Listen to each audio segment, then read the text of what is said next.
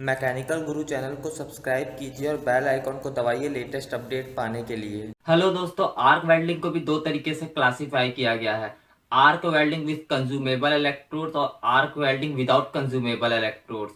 तो आज के वीडियो में हम उस आर्क वेल्डिंग की बात करेंगे जहां पे हम कंज्यूमेबल इलेक्ट्रोड्स का यूज करते हैं, यानी कि हम एक शील्डेड मेटल आर्क वेल्डिंग और गैस मेटल आर्क वेल्डिंग के बारे में इस वीडियो में बात करने वाले हैं। तो बने रहिए मेरे साथ। मेरा नाम है अंकित, आप देख रहे हैं मैकेनिकल गुरु। चलिए शुरू करते हैं, आगे बढ़ते हैं। अगर आप कंज्यूमेबल और फ्यूजन और या फिर इस तरह के वर्ड्स आपको अगर इस वीडियो में समझ में नहीं आ रहे हैं तो मैंने पहले वेल्डिंग के बारे में एक वीडियो बनाया है, आप वो वीडियो देख सकते हैं, जिससे आपको ये वीडियो अच्छे से क्लियर हो जाएगा। तो आर्क वेल्डिंग बेसिकली एक फ्यूजन वेल्डिंग प्रोसेस है जहां पे दो मेटल्स को जोड़ा जाता है हीट प्रोड्यूस करके एक आर्क की मदद से। आर्क वेल्डिंग प्रोसेस में आर्क जनरेट करने के लिए, जैसे मैंने आपको पहले वीडियो में बताया है कि इलेक्ट्रोड को वर्क पीस से टच करके आप हल्का सा हटाएंगे, जिसके कारण आर्क जनरेट होता है। और ये जो आर्क जनरेट होता है वह हीट प्रोड्यूस करता है अप टू 5000 डिग्री सेंटीग्रेड तक वर्क पीस या मटेरियल के ऊपर, जो कि सफिशियंट हीट है किसी मेटल को मेल्ट करने के लिए। और बहुत से आर्क वेल्डिंग प्रोसेस में फिलर मटेरियल का भी यूज किया जाता है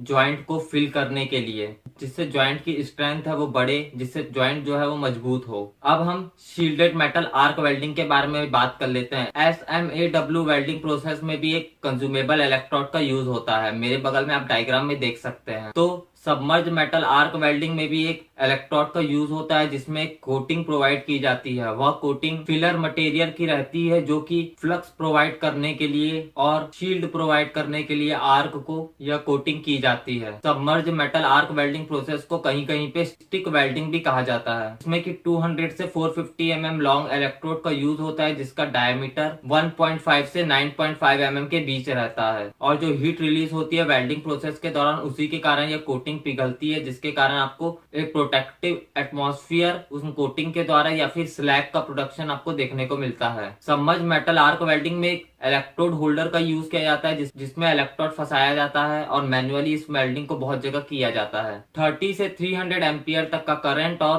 15 से 45 तक का वोल्टेज के बीच में submerge metal arc welding process बहुत अच्छे से होती है। लेकिन ये डिपेंड करता है कि आप कौन से मेटल में वेल्ड कर रहे हैं, कौन सा इलेक्ट्रोड आप यूज कर रहे हैं। Shielded metal arc welding manually ही परफॉर्म की जाती है, यानी कि यह ह्यूमन बीइंग के द्वारा ही की जाती है, कोई मशीन यूज नहीं होती। जहाँ पे कंस्ट्रक्शन हो रहा है, पाइपलाइंस में, मशीनरीज में, शिप बिल्डिंग में, फैब्रिकेशन जॉब में, रिपेयर वर्क में, बहुत जगह सबमर्ज मेटल आर्क वेल्डिंग का यूज किया जाता है, क्योंकि इसका जो इक्विपमेंट रहता है वह हल्का रहता है, वह पोर्टेबल रहता है। इसलिए आर्क वेल्डिंग प्रोसेस में SMAW वेल्डिंग बहुत पॉपुलर है वर्ल्ड वाइड। एप्लीकेशन जैसे मैंने बताया, steels, stainless steel, cast iron और नॉन फेरस अलॉयज के लिए आप सबमर्ज मेटल आर्क वेल्डिंग का यूज कर सकते हैं। सबमर्ज मेटल आर्क वेल्डिंग में जो आर्क जो हिट करता है वर्क पीस में, वो 5000 से 6000 डिग्री सेंटीग्रेड तक का टेम्परेचर जनरेट करता है। और जो कोटिंग रहती है जिसके कारण फ्लक्स प्रोवाइड होता है, उसका भी अलग अलग तरीके से यूज होता है, जैसे कि आर्क स्टेबलाइजेशन के लिए, हीट ट्रीटमेंट के लिए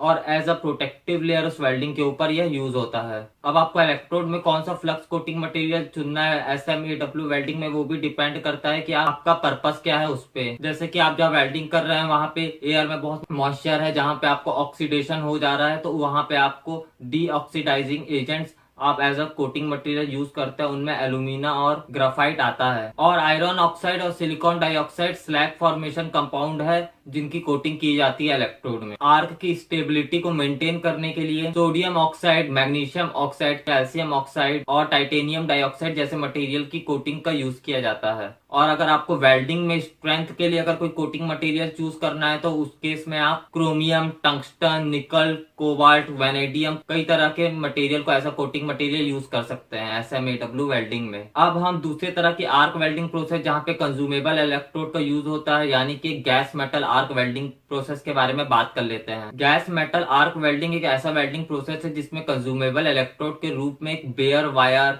एक वायर का यूज होता है। और जो आर्क के अराउंड अराउंड जो शील्डिंग की जाती है उसके लिए एक अलग से गैस का यूज किया जाता है, यानी कि गैस मेटल आर्क वेल्डिंग में इलेक्ट्रोड आर्क की स्टेबिलिटी प्रोवाइड नहीं करता, उसके लिए आपको एक अलग से शील्डिंग गैस का यूज करना पड़ता है। और यह जो वायर का यूज होता है एज अ कंज्यूमेबल इलेक्ट्रोड, वो कंटिन्यूअसली उससे मेटल ट्रांसफर किया जाता है एक वेल्डिंग गन की मदद से। मेरे बगल में डायग्राम में आप देख सकते हैं। GMAW वेल्डिंग प्रोसेस में जो वायर यूज होता है उसका डायमीटर 1 mm से 6 mm के बीच में हो सकता है, और यह वायर की थिकनेस भी डिपेंड करती है जो आपको मटेरियल ज्वाइन करना है उसकी थिकनेस के ऊपर। कई तरह की गैसेस GMAW वेल्डिंग में ऐसा शील्डिंग एजेंट के रूप में यूज किया जाता है, जैसे कि कार्बन डाइऑक्साइड, और भी बहुत सी इनर्ट गैसेस का यूज किया जाता है जैसे कि आर्गन और हीलियम। और आपको कौन सी गैस चुनना है वेल्डिंग प्रोसेस में वो भी डिपेंड करती है कि आपको किस मेटल को वेल्ड करना है उसके ऊपर। इनर्ट गैसेस का यूज आप वहां करते हैं जहां पे आपको स्टेनलेस स्टील्स की वेल्डिंग करना हो, या एल्यूमिनियम की वेल्डिंग करना हो, या एल्यूमिनियम एलॉयज की वेल्डिंग करना हो। और जिस गैस मेटल आर्क वेल्डिंग में इनर्ट गैसेस का यूज होता है उन्हें हम मेटल इनर्ट गैस वेल्डिंग या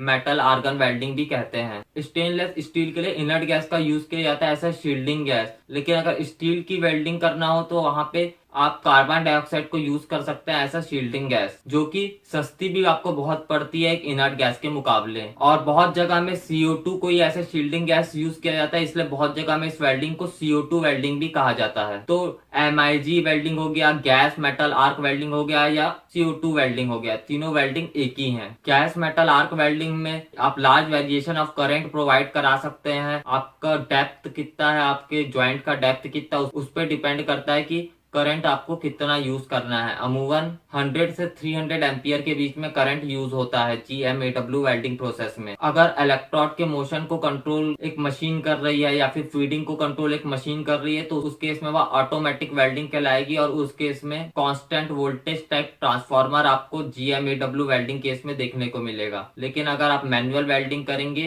तो आप कांस्टेंट करंट ट्रांसफार्मर का यूज करेंगे। एप्लीकेशन जैसे मैंने आपको पहले बताया, स्टेनलेस स्टील की वेल्डिंग करने के लिए एल्यूमिनियम, मैग्नीशियम, कोबाल्ट या फिर निकल अलॉयज हैं जो कि एयरक्राफ्ट इंडस्ट्रीज में यूज होते हैं या फिर बहुत सी दूसरी इंडस्ट्रीज में यूज होते हैं, उनकी वेल्डिंग के लिए GMAW वेल्डिंग का यूज किया जाता है। और गैस मेटल आर्क वेल्डिंग की लिमिटेशन यह है कि इनिशियल कॉस्ट बहुत हाई पड़ता है, महंगी पड़ती है आपको बहुत मशीन। तो दोस्तों आज हम लोगों ने आर्क वेल्डिंग के बारे में बात की, उन आर्क वेल्डिंग के बारे में बात की जहाँ पे कंज्यूमेबल इलेक्ट्रोड का यूज किया जाता है। आने वाले वीडियोस में हम उन आर्क वेल्डिंग प्रोसेसेस के बारे में बात करेंगे जहां पे नॉन कंज्यूमेबल इलेक्ट्रोड्स का यूज होता है। तो बने रहिए आप मेरे साथ। मुझे उम्मीद है कि आपको यह वीडियो पसंद आया होगा। अगर आपको ये वीडियो पसंद आए तो प्लीज जरूर एक लाइक छोड़ दीजिए मेरे लिए, और अपने फ्रेंड्स और फैमिली मेंबर के साथ ये वीडियो शेयर कीजिए, और मेरे चैनल को जरूर सब्सक्राइब कीजिए कि मैं आपके लिए रोज ऐसी अच्छी अच्छी वीडियोस लेके आता रहता हूँ। जय हिंद, वंदे मातरम।